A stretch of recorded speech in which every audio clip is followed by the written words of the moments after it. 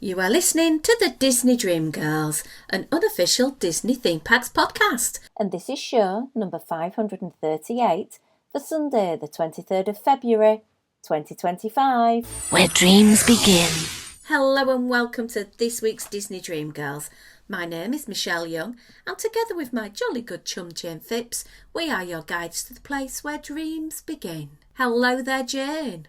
Hello there, Michelle. And have we had a lovely week off work? We've had a week off work. It's been chuffing cold. I thought, it'd be lovely. Go and do a bit of gardening. Quintessential activity for us English people. The soil was frozen. Although I should not say anything too bad because some of our lovely listeners at the moment are having a lot of snowfall. Shannon was sending me some pictures yesterday of mountains of snow. I know it's hitting North Carolina and Virginia at the moment. So those of you who are putting up with 10 foot of snow and we probably just got a little light ice, we're sorry. Yeah, but you know, it's apples to oranges and all that, isn't it? Absolutely. Now, we were saying where dreams begin, your dream is going to become a reality. It's not long for your big bonanza trip. No, it's almost here. It's within touching distance. It's as this goes out on Sunday, the whatever date you just said it was. 23rd. Yeah, my travelling will start in 2 days' time. Very exciting. Very exciting.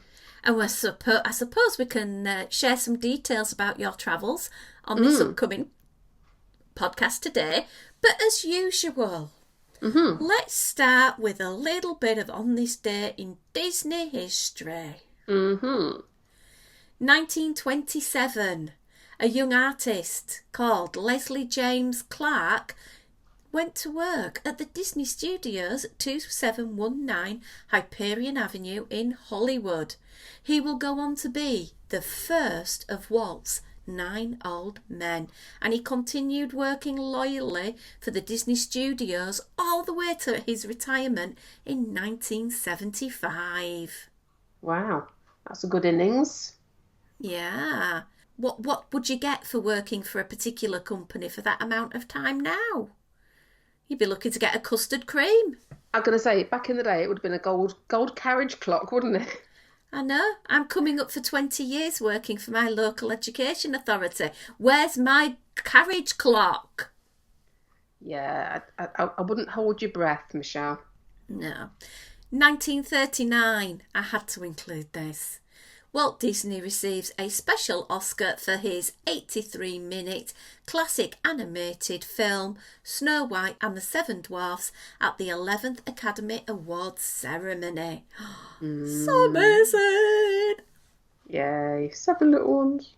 Yeah, put it this way, Disney, you ain't going to be getting it for your live action. No, I don't think so somehow. Not unless they steal it from somewhere. Is that me being a little bit sarky about the new version? I just feel a little touch of dissent in there, Michelle. Dissent. Yeah. Not happiness. No, but to be fair, I'm with you on that one, so... Yeah. We have a birthday, Jane. Not mine. No. Whose birthday? Joshua Gad. 1981, the little guy. No. 1980... Sorry. I really struggle when people have birthdays in the 80s. I used to have a rule at preschool that I wasn't going to employ anybody that had birthdays in the 80s, and then I did, and then I had to re-amend it to nobody could be employed if they had a birthday in the 90s. This is just how old Jane actually is. 80s was when I was out clubbing, not getting born. Yeah, I know. It's so funny. It's like, 1980. Oh, that's only like 9 years ago. Josh Gad can't be 9. And it's like, let's do some maths here, Michelle. Yeah. Let's go up to the 2000s and then add another 25. Oh, yeah. That's not great. Yeah. It's a weird thing, is timey-wimey. Just as I'm going to a little aside. I actually watched Hercules for the first time yesterday evening. Oh. Yeah, it was made the same year my son was born. Wow. So, Yes, 1997. Wow. That made me feel old. Gosh, 1997. Bryony and Emily were born on that day. Yeah, there you go. Amazing. Sorry, we'll just bring the whole show down now by Michelle and I reflecting how old we actually are. We're not. We're No, just young things. Young at heart, Michelle. Yeah. Okay, I'm hopping forward to the 24th of February. 1955. Very important year for Disney fans. Yeah. Steve Jobs was born. Ah. I thought that was quite an interesting one, but then I suddenly thought, well, he's no longer with us, so then it makes me feel really old and depressed now. Yeah, but obviously, if it was not for him, Pixar, etc., would not be here. We are very thankful for his creativity in bringing forward all of the things that we love and hold dear to our heart, such as an iPhone. All hail the iPhone and the technology that's been brought forward, as you say, by Pixar. So, yeah, that's basically it for On This Day in Disney History. I suppose we'll start talking through a little bits of news. And the first one I thought was quite apt with you going to Walt Disney World. Dining cancellations. Oh, right. So, okay. You've got that must-do ADR, and can you believe it? At one point, we used to make them 180 days out. I'm going to say, yeah. It's like, oh my word. Yeah, in 180 days, I want to be eating macadamia nut pancakes at 9:30. It's just surreal, isn't it? Anyway, it's not. I just thought I would bring this to your attention, particularly in case you've made some reservations and wish to change them. The majority of ADRs can be cancelled up to 2 hours in advance with no charge or penalty. That's pretty good, actually, isn't it? So if you start off the day with a bit of a dicky tummy and don't really fancy going to be our guest to eat snails, then you can cancel it, as you know. Yeah, which also then brings into play, going on wait lists or just checking your app to see if something's available, because you never know, you might be able to snag a cancellation. Absolutely. Now, if it's within the 2 hour window, you may be charged $10 per person. And that's the same if you don't show up for the ADR. Yeah, which I think is absolutely fine, because it's, if you can't be bothered to turn up for whatever reason and you can't be bothered to tell them that you can't make it, then that's fair dues on Disney. And to be fair, they could charge you an awful lot more for that privilege, couldn't they? Few exceptions. So Cinderella's Royal Table, if you don't cancel within at least 2 hours, you get charged the entire cost of the experience. Same for Hoop-de-Doo, which is at least 1 day in advance. The Sangria University, which I believe is at Coronado, you've got to cancel 1 day in advance or forfeit the full cost of the experience, because obviously when you book, you put down a credit card. The La Cava Experience, 1 day in advance to avoid being charged $50 per person. Monsieur Paul, 3 days in advance to avoid being charged $100 per person. Wow. Victoria and Albert's, 5 days in advance to avoid being charged $100 per person. Takumi Te, cancel 2 days in advance to avoid being charged $100 per person. The dessert parties, 1 day in advance to avoid being charged for the cost of the full experience. And then the fireworks packages, so the Rose and Crown one, for example, 1 day in advance, or it's the full cost. And the same for Spice Road Table, 1 day in advance, or you will be paying the full amount. Which I suppose is understandable for those ones that you've just mentioned there, Shell. These are the premium of the premium, aren't they? Yeah. So it does make sense that, if you're not going to turn up for something where, something like Cinderella's Royal Table, we know just how much that can be a coveted experience and people are trying to get. So it only seems fair if you've stopped somebody else having that experience. Yeah. Also a little bit of DLP news, Janie. Oh, okay. What's happening? Well, I know there's lots happening over there as far as the studios is concerned and all the construction work. What else is happening? There's so much construction going on there at quite a pace at the moment. Lots of walls and scrims and whatever. But at the Disneyland Hotel, they're going to unveil a new restaurant, and it is championed by a Michelin-starred chef called Jean Imbert. And it's going to open on the 7th of March 2025, called La Forêt Secrète, the Secret Forest. Ooh, okay. I have to admit, I don't know my Michelin-starred chef, so I'm none the wiser. Well, when you go through this guy's CV and you look at where he's worked, okay, some pretty fancy hotels in Paris. Then he became the first chef of the Christian Dior boutique in Paris. Then he became the chef on the Venice Simplon Orient Express. And then Le Brando Hotel in French Polynesia. So he's worked in some pretty highbrow places. So DLP, you can make reservations now, guys. Oh, right, okay. I wonder how much that's going to cost. I would imagine an arm and a leg, and possibly a little bit of a head as well.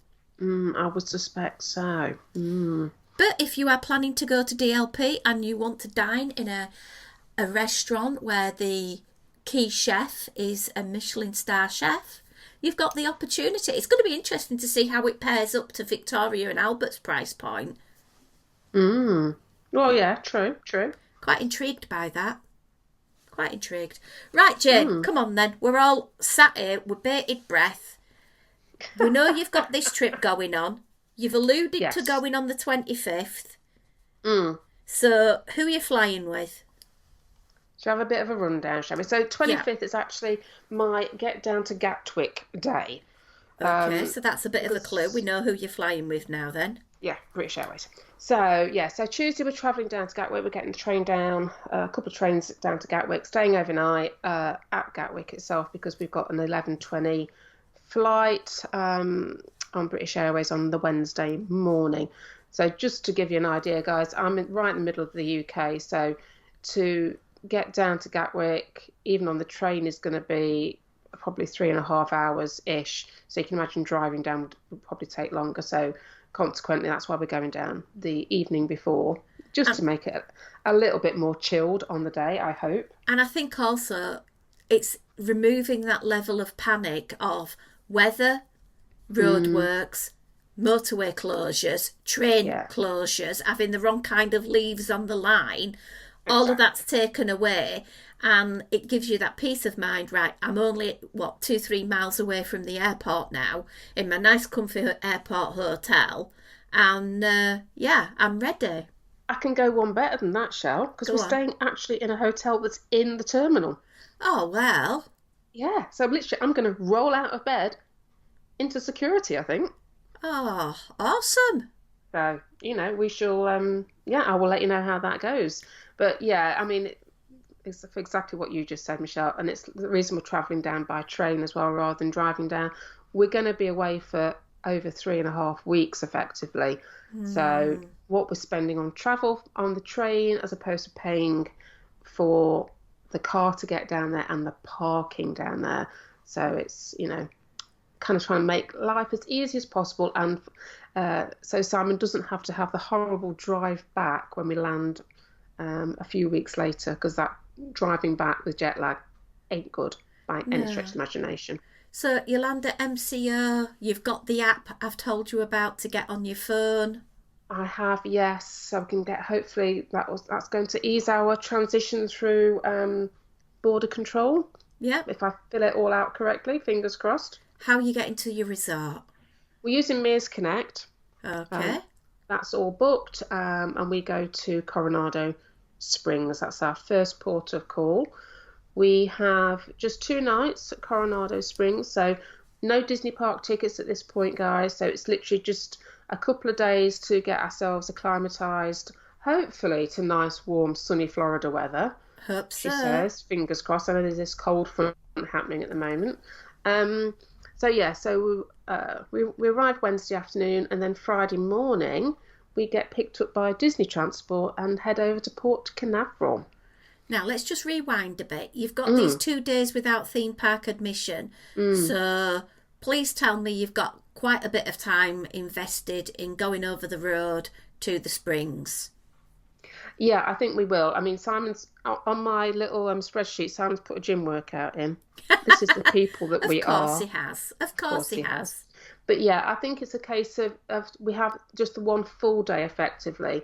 So I think we'll take it at a steady pace, but we'll be up early because obviously the time difference, etc. So we will try and make the most of that. So yeah, I think Springs is probably going to be the natural port of call for us for having that something to do on that day and just familiarise ourselves with it, because obviously Disney Springs was not Disney Springs when I was last down there. True. Food, yes. Yeah. Have you made any plans while you're pre-cruise? Not as such. I am looking at Coronado Springs at the Three Bridges restaurant. Okay, yeah. They're meant to do a really nice burger. So this is going to be one of Simon and I's little challenges, to find some really good burgers and to find some really good ways of trying to stick to our low-carb keto way of eating. But yeah, apparently Three Bridges at Coronado Springs, good burger. There's a nice salad option on there, and they do a nice steak, reasonably priced steak option as well. So that's what sparked my interest for that one. At the Springs, are you going to go to Deluxe Burger and get the one I told you about? Yes, probably. On my list for Springs, I have Deluxe on there, along with, I've got the Edison down there. So this is obviously, this won't be for when we're staying at Coronado, but when we come back, on my list of places I'd like to see if we could get to is obviously Deluxe, we just said, Edison, Polite Pig, T-Rex maybe for a burger. We've already got brunch at Chef Art Smith's is booked in. Even got Raglan Road on my peripheral, along with Cooks of Dublin as well. Oh, I'm sorry. Oh, go on. What's your opinion, Michelle? I can feel it. I didn't enjoy at all Raglan Road. I was really disappointed. So I'm hoping your experience is going to be better than mine, and I'm hoping that you can feed back to me and say the service was far superior to the service I got, because I was brought a meal without cutlery, and it took about 5-6 minutes to flag someone down for said cutlery, and by the time that happened it was cold. Okay. Well, it's not a done and dusted deal. These are just places that I've got on my radar. Okay. That may have options that will suit our way of eating. So, sweet debate. Are you going to go to Amorette's or Gideon's? At the moment, I haven't put them on my list, no. Okay. Is there any chance that you could just sort of join the queue at Gideon's, get me a map, and then leave the queue, please? I'm sure I could do that for you, Michelle. I love their artwork on the menus. I think it's absolutely amazing, and I'm trying to collect enough to fill like a little photo frame of them all. So even if you don't want to go and have a sugary treat, you know, just do a drive-by, pick up a menu, please. Yeah, thank you. I'm sure I could do that for you. Free gifts are always the best gifts. Yeah, absolutely. That's why I like the fact we still get park maps. Yeah. So you're hitting on the way down to Port Canaveral, and you're getting on the Disney Wish. We are getting on the Disney Wish, yeah. Our lovely friend Kat from Dis Down Under was on the podcast, or will be. So you're going to have to listen to that. And she's sharing some top tips for you about the Disney Wish. So how many nights are you on the ship for? Because I thought it was 4, but then I thought it could be 3. No, we're just doing 3. So we have 1 day at Nassau, 1 day at Castaway Cay, and then we're back to Port Canaveral. Okay, and I know we've had this discussion off air a little bit about Nassau. Are you going to bother getting off a boat? No. Don't blame you. That's Kat's advice in a nutshell. Don't get off a boat, Jane. Get the Rainforest Room Pass, enjoy the boat, spend your time there. Don't get off at Nassau. Yeah, I think I've seen enough of various cruise-related vlogs to know what's there, and it's not floating my boat. We do actually have a Paolo Steakhouse brunch on that day at 10:30 anyway. So we're making different use of our time on that Nassau Day. I'm looking forward to all of these pictures being sent so we can put them up on our Instagram so everybody can live vicariously through Jane. Yeah, and then on our Castaway Key Day, we will be doing the 5K because I won a Disney medal. It's free. Yeah. And you can always try your hand at a couple of Disney quizzes and see if you get any luck. True. But Simon did mention something. He did say to me about running the 5K. I have had to repeatedly say to him, no, we are walking the 5K. So, right. Let's put this into perspective. If you're doing the 5K, you can get off the ship a little bit earlier. Oh, yeah. And I suggest you crack on and get it done fairly early. We will do, yeah. Because it's hot. Yeah, exactly. Hence why, whenever he keeps saying run, and I keep saying, well, you can, darling, but I'll be walking. So if you want to leave me on my own, then so be it. I think he's getting the hint. Yeah, and the pair of you walk at a fair decent pace. Most to people be fair, we do, jog at that speed. So, knock your butts out. Yeah. Oh, I think 5K, which is roughly 3 miles. So we'll do that. If we just crack on and do it, it'll be under an hour for us. So, yeah. I think we did it. I ended up doing a little bit of jogging just because I wanted to say I did a little bit of running on the 5K. Just yeah. Yeah. Well, that might happen, Shell, but it'll be a bit like you. It'll be like, 2 feet and that'll be it. I've done. Yeah. Don't run. No, okay. No. And Simon's banned from running because every time he runs, he breaks something. So. No, we don't want to be pushing him around in a wheelchair. Oh no, definitely not. So then we head back from our lovely 3 nights on the Wish. We arrive in Port Orleans French Quarter, and we are there. I think it's 19 nights. Wow. Yeah. I purposely, so obviously UK guests, we get a stupidly good deal on our tickets. Yeah. We get a 14-day ticket, which is, I think Americans would just be gobsmacked at what we don't pay for it in comparison to like your 10-day hoppers or whatever. Yeah. So, but what I wanted purposefully to do was to have more days than we had park tickets, because the park tickets kick in from the day that you use it, and you have about an 18-day window to use those 14 days. That means we can schedule in some non-park days, and it means, for example, I don't know what time we're going to get back to French Quarter on that very first day from Port Canaveral. I'm guessing it's going to be around late morning. Now, to me, if I'm going into the park on that day, I've wasted half a day. So that's going to be a non-park day. Likewise on the very last day. So I'm not having to be going in and out of parks to try and get my money's worth out of those park tickets. That is going to be a non-park day as well.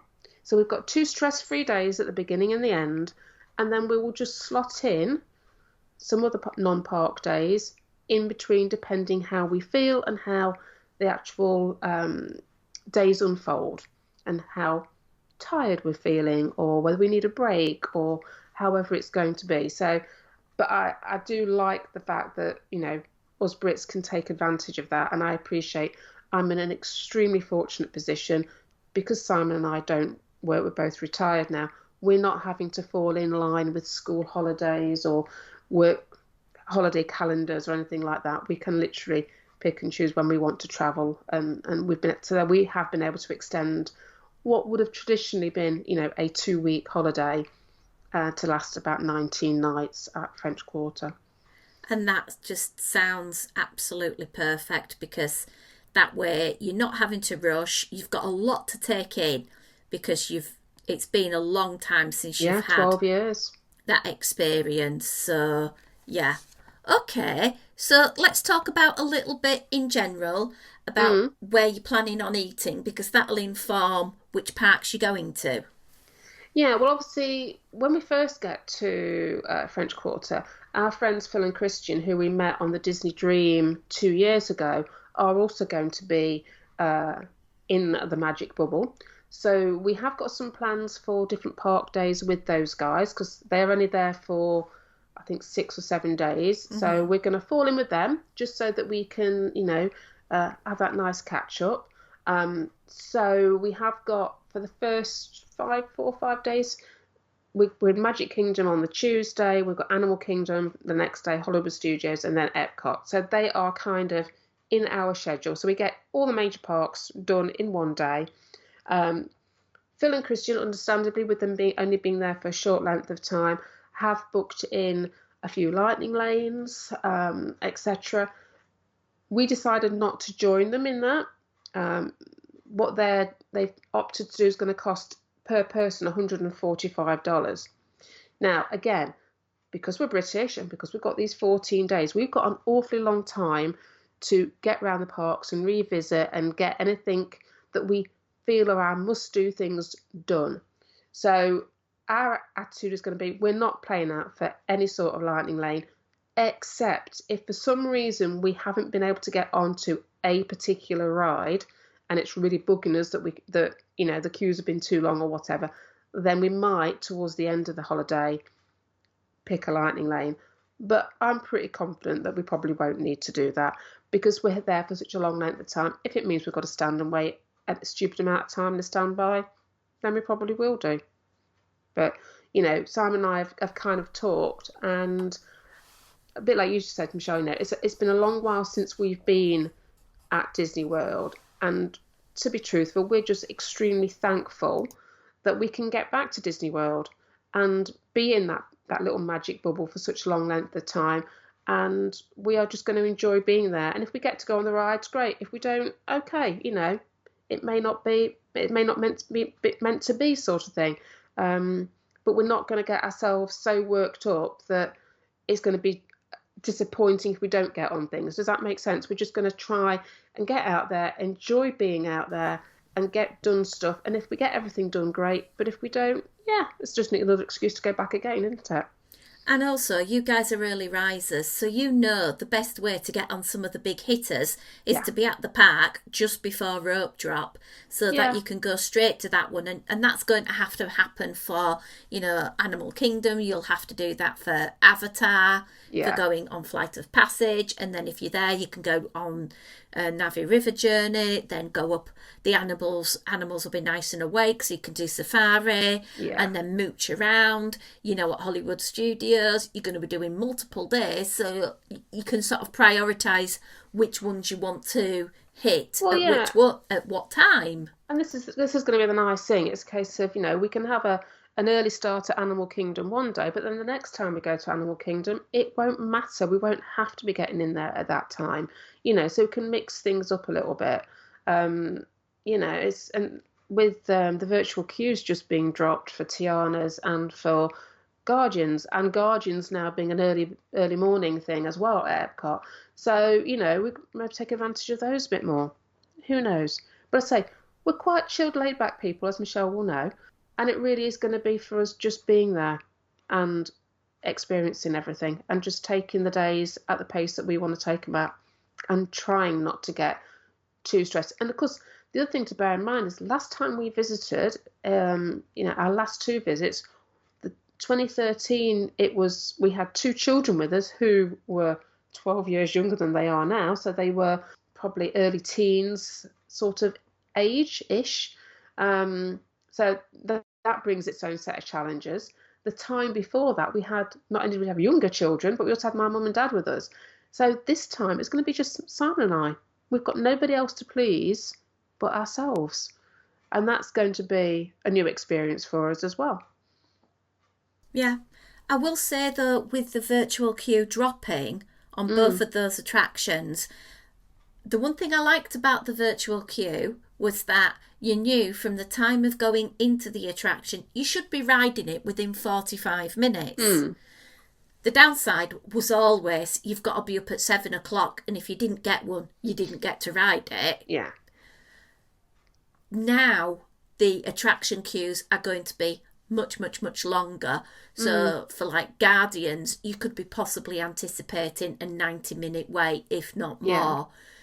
But if you want to ride it multiple times in a day and you don't mind waiting that time, that is another benefit, because before you had to be paying out, if you wanted to ride it multiple times. So it swings and roundabouts. And it is, and sometimes Simon and I often comment when we watch various different vloggers going around the parks, and they'll show you the current wait times, etc. Bear in mind, Simon and I were used to going in the early 90s. The wait times in the early 90s were horrendous. So we often look at them, and people are moaning about having a 45, 55-minute wait, and we're going, that was normal when we were visiting in the 90s. So, and again, I think it's going in with the right expectation, isn't it? We know that there's going to be some wait times that are going to be longer. We also know Disney inflate their wait times a little bit on some occasions. You can sometimes tell from where the line is.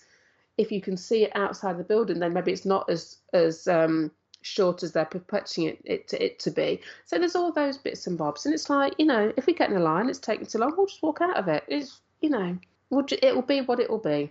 I sound very relaxed about it all, don't I? And I think that's a great attitude to have, because when a curveball hits you, you can just sort of like say, nah, not a problem, I've got another 18 days. Yeah, exactly. But we're going to be very fortunate in that, with meeting with Phil and Chris, it does mean that we've got some ADRs booked in, which Sam and I wouldn't maybe have normally done at this point. So I've mentioned we've got Chef Arts Brunch.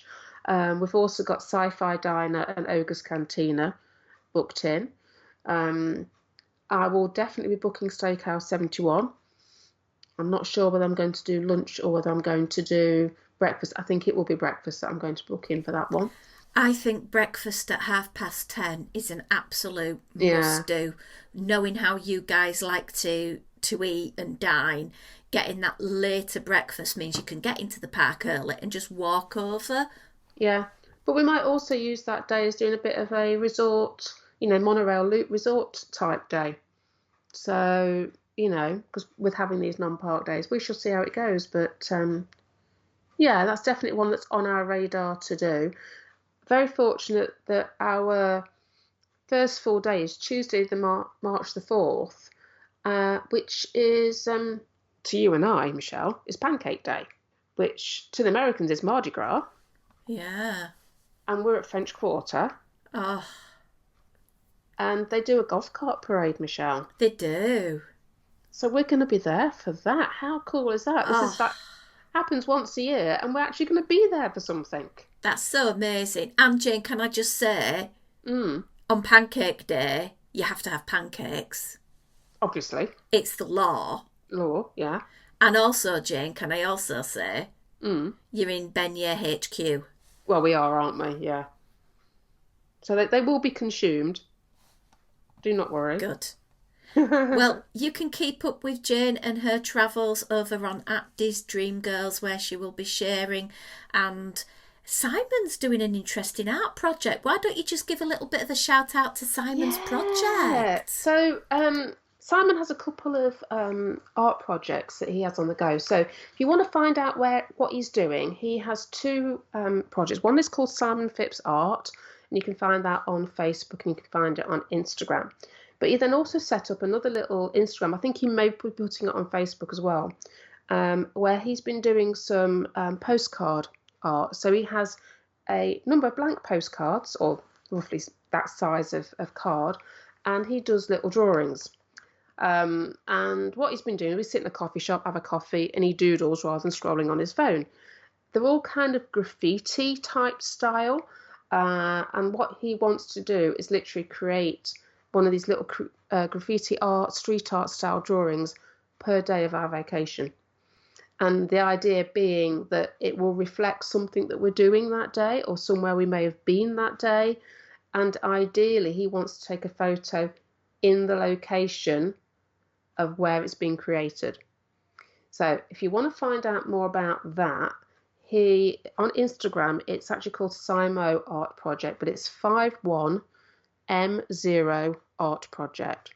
So it's got loads of things up there at the moment. He actually has some of his little postcard art displayed at a local gallery who do a postcard art festival each year, and he submitted 3 of his designs for that. So Yeah, I'm very fortunate because I get to see him create these pieces of art and just sit there, and I end up being mesmerised because even after knowing him lots of years now, it still amazes me that he's able to go on and just create something out of literally pencil and a piece of blank paper.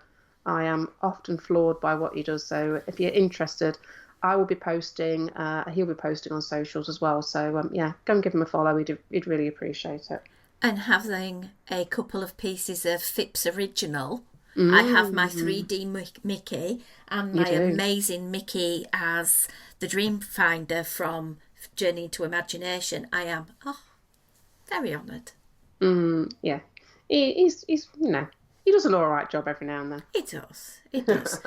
Okay, well, if you want to hear more from Jane and I, we will be also releasing in the next day or so an exclusive Patreon chat talking a little bit more Disney, and that can be found at patreon.com/Disney Dream Girls.